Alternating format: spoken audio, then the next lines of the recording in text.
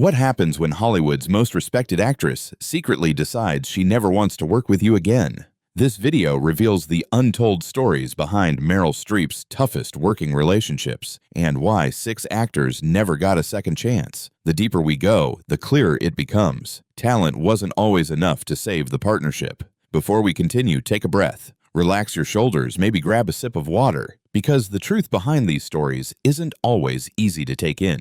It all started with a remark in Italian. A father, watching her on set, turned to his son and asked, "Why do you bring me this ugly thing?" Meryl Streep understood every word. For more than 4 decades since that moment, she has remained the uncompromising gold standard of Hollywood. Her standard, however, has never been soft. It has been sharp, unflinching, and often silently brutal. She is not the actress who raises her voice to command attention. Instead, her silence cuts deeper, her distance chills more profoundly, and when she chooses to cut someone off, it is precise, deliberate, and final. From Sophie's Choice to Doubt, from The Iron Lady to Big Little Lies, Meryl Streep has shaped entire eras of cinema. Yet beyond her legendary performances, she values something else above all: integrity. If you fail her once, she will not shout about it, nor publicly shame you. She simply makes sure the next call never comes. That is her way, measured, discreet, and permanent. And though she has worked alongside giants like Dustin Hoffman, Daniel Day-Lewis, Tom Hanks, and Leonardo DiCaprio, not everyone has been welcomed back into her world. This is the story of 6 actors Meryl Streep quietly exiled from her circle, and why they never returned. What follows may completely change the way you see her films, and the hidden power dynamics of Hollywood. Stay with us because the twist waiting at the end is something you won't see coming. When Kramer vs. Kramer arrived in theaters in 1979, it seemed like the perfect storm of talent. Meryl Streep and Dustin Hoffman, 2 future icons delivering career-defining performances. On screen, their chemistry was magnetic. Off-screen, it was anything but. Hoffman, deeply committed to his method acting, brought an almost punishing intensity to the set. He stayed in character between takes, improvised without warning, and often pushed his co-stars to their emotional limits. For Streep, who was grieving the loss of her partner John Cazale at the time, the pressure was unbearable. Reports from the shoot reveal a difficult atmosphere. Hoffman slapped her during a scene without telling her in advance. He goaded her before takes. He shouted off camera in order to provoke real reactions. Later, Streep called his approach overstepping. She explained, "That was my first film, and it was an education. It wasn't just one moment. It was the entire atmosphere." Hoffman treated the production as if it were a battlefield, and Streep, young and relatively unknown, was caught in the crossfire.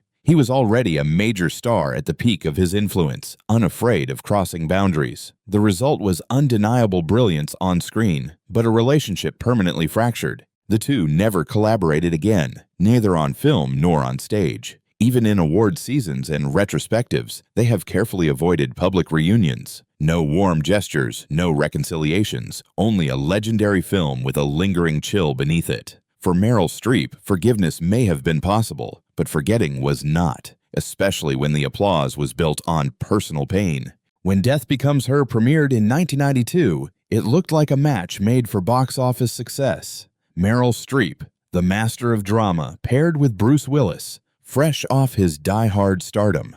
On paper, it was gold. On set, however, it was friction. The tension wasn't explosive, it was subtle. Silent pauses, missed beats, moments where the rhythm simply failed to land. Streep approached every scene with surgical precision, dissecting each line and every gesture. Willis, in contrast, favored instinct. He was looser, more spontaneous, and less rehearsed. Crew members recalled long silences between takes as the director tried to recalibrate the energy. Streep sought precision. Willis preferred flow. What might have seemed like complementary styles instead collided. Their partnership became one of quiet incompatibility, a simmering clash beneath the surface. And when those two styles collided, the entire set seemed to freeze. One production assistant later described it perfectly. It was like watching 2 different movies being filmed at the same time. For Meryl, every frame was a piece of art. For Willis, it was pure instinct. Streep has always admired and gravitated toward performers who match her intensity. Actors like Daniel Day-Lewis, Viola Davis, or Philip Seymour Hoffman. Artists who don't just play roles, but inhabit them completely. By contrast, Willis, as she reportedly remarked in private conversations, was winging it. To her, that wasn't simply incompatible, it was intolerable. The finished film looked polished, stylish, and clever on the surface, yet something beneath it felt strangely uneven. Critics singled out Streep's performance for its brilliance, but many noted that Willis appeared oddly detached, as if he were acting in a different movie altogether. That disconnect was no coincidence. Their working dynamic had fractured from the very first day of shooting, and the rift never healed. Streep characteristically never went on record attacking Willis. She didn't need to. Her silence was sharper than any criticism. She never shared the screen with him again. Not in films, not in panels, not even in nostalgic retrospectives. Once, when asked if she would ever return to a comedy like Death Becomes Her, she only smiled knowingly and replied, "Some experiences don't need repeating." That one sentence said everything. As for Willis, he too kept his distance. His career moved decisively toward action-packed blockbusters and away from the kinds of ensemble dramas that defined Streep's path. She climbed further into prestige projects, period pieces, literary adaptations, films that became Oscar fixtures, while he became Hollywood's action everyman. The split wasn't explosive, it was quiet, absolute, and permanent. One movie, one mismatch, one irreversible divide. In Meryl Streep's carefully curated body of work, Bruce Willis stands out as the rare exception, the co-star who never earned a second chance. When Meryl Streep squared off against Jack Nicholson in Heartburn, audiences witnessed two powerhouse performances, but the magic stopped at the screen's edge. Their characters ignited sparks on film, yet behind the scenes, there was a tension that never went away. Streep approached her role with her trademark precision. She prepared endlessly, studied the details, and inhabited every gesture with intention. Nicholson, on the other hand, thrived on spontaneity. He improvised freely, leaned into unpredictability, and unleashed an energy that could shift a scene in an instant. Both were masters, but they came from completely different schools of craft. Crew members described the atmosphere as a constant push and pull. Streep's focus was cadence, nuance, emotional honesty. Nicholson disrupted that rhythm with brash improvisation, cutting through drama with raw bursts of energy. It often felt like two narratives colliding in the same frame, one tightly composed, the other recklessly free. Later, Streep would call the experience complicated. She avoided open criticism of Nicholson, but her tone spoke volumes. When asked what it was like working with him, she delivered one of her sharpest understatements. "You never quite know what you're going to get with Jack." There were no explosive arguments, no scandals splashed across tabloids. Instead, there was a lingering chill. When Heartburn wrapped, so too did their collaboration. Even during awards season, they never shared stages or joint interviews. Critics admired both performances, but many echoed the same note. It felt as if the two stars were acting in different films altogether. They never reunited, on stage, on screen, or even in ensemble projects. It wasn't dramatic, but it was final. And in Meryl Streep's world, distance often says more than words ever could. In 2012, Meryl Streep and Tommy Lee Jones came together in Hope Springs, a quiet drama about a long-married couple struggling to rekindle the spark in their relationship.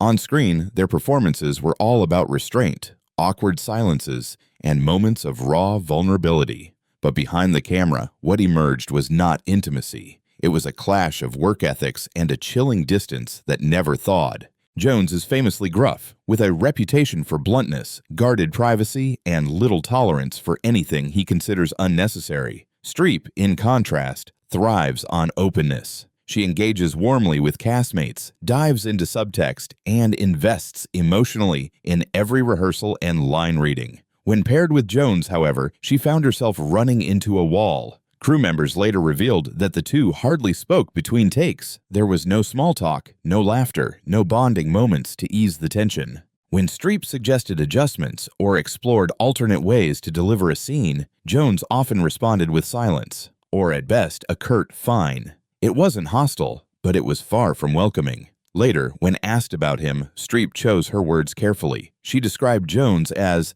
a man of few words, and when pressed on whether she enjoyed working with him, she delivered a measured response.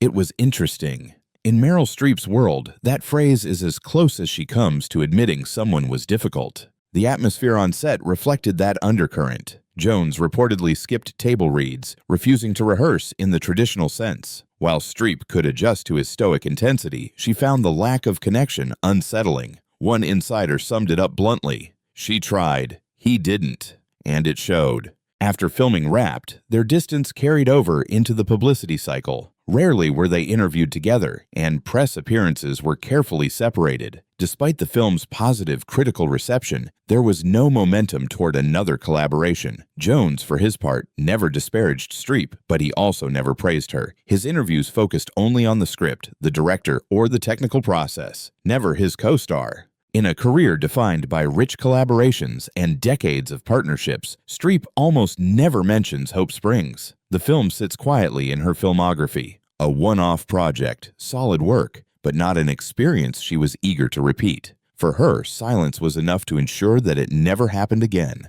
Curiously, Meryl Streep and Ben Affleck have never acted opposite one another, never even shared a scene. Yet for years, an unmistakable chill has hung between them. A tension that doesn't need words to be felt. It began in 2017, during one of Hollywood's most politically charged seasons. After Streep delivered her now-famous Golden Globe speech criticizing then-President Donald Trump, Affleck was asked for his thoughts. His reply? A shrug, followed by the remark, "She's overrated." He later insisted it was sarcasm, a tongue-in-cheek echo of Trump's insult. But the timing couldn't have been worse. Streep never acknowledged it, never commented, and never mentioned Affleck again. When asked in later interviews if she might work with him someday, she sidestepped gracefully, leaving the question hanging unanswered. Affleck, always outspoken, didn't do much to smooth the edges. In subsequent interviews, he remarked on actors who take things a little too seriously. It wasn't a direct attack, but industry insiders and fans alike drew a straight line back to Streep.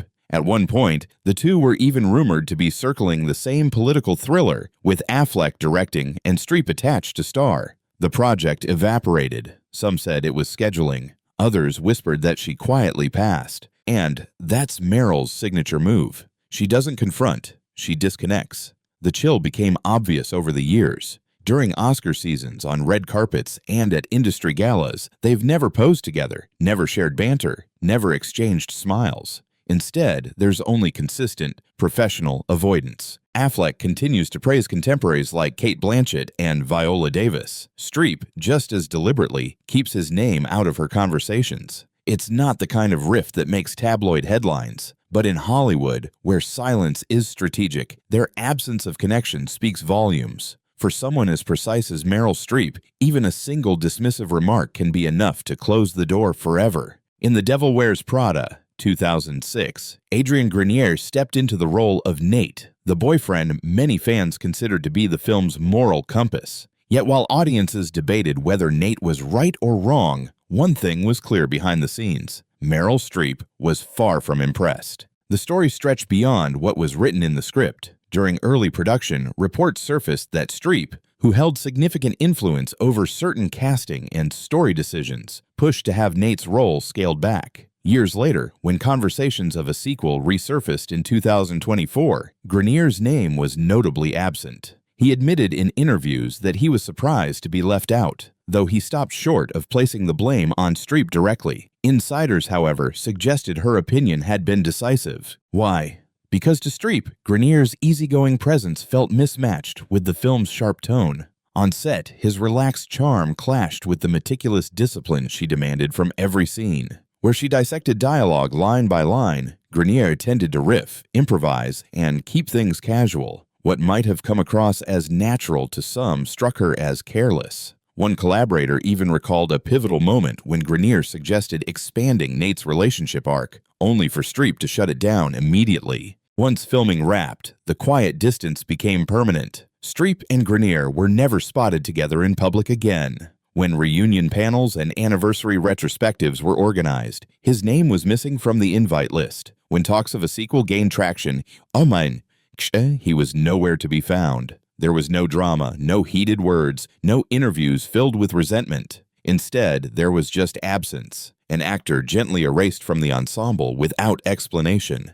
That, perhaps, is what makes Meryl Streep different from so many of her peers in Hollywood. She doesn't feud publicly. She doesn't trade insults through the press. Instead, when someone doesn't rise to her standard, she simply steps away. No headlines, no spectacle, only silence, and a missing name on the next call sheet. And for someone of her stature, silence speaks louder than words. Because in the end, when you are Meryl Streep, the most powerful statement isn't what you say. It's who you choose to leave out. So now I want to hear from you. What do you think about this story? Was Adrian Grenier's Nate truly out of place, or did Meryl Streep simply expect more? Share your thoughts. I'd love to know your perspective. And if these behind-the-scenes stories spark your curiosity, stick around with us. There are plenty more untold Hollywood truths waiting to be uncovered.